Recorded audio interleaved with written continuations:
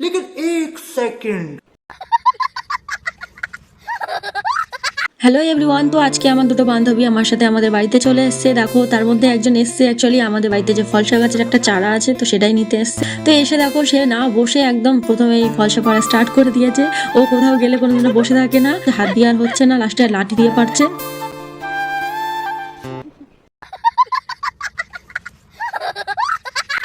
তারপর ওরা ঘরে এসে কিছুক্ষণ বসলো এবং আমরা তিনজন খুব আড্ডা দিলাম। তারপরে চলে যাওয়ার জন্য একদম রেডি, তো আমি তাও ছাড়ছি না, আমি তাদেরকে ছাড়ছি না, তো তারা বলছে যে না চলে যাবো, তো এই করছিলাম। এরপর চলে আসলো একদম কোদাল নিয়ে চারা গাছটা তুলতে। দেখো তো আমরা দুজনে এখানে হেসে হেসে পারছি না, ও কোদাল দিয়ে তুলে চারা গাছটা একদম, তোমরা কি কেউ এরকম পারবে? কোপানোর টেকনিক দেখো, একদম ইট ইট ভেঙে একদম রাখছে না, বাড়িটা পুরো তছনছ করে দিচ্ছে।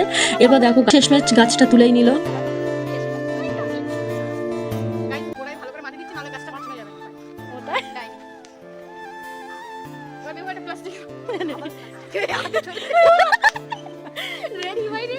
এই মেয়েটা যেখানে যা পাই নিয়ে চলে যায়। তো এরপর আমি ওকে পাকা আম দিচ্ছিলাম, বাট নিল না, বলে না আমি কাঁচা আম পারবো, বাড়িতে গিয়ে চাটনি বানাবো। তো তারপর শুধু দেখে নাও কি করলো সে।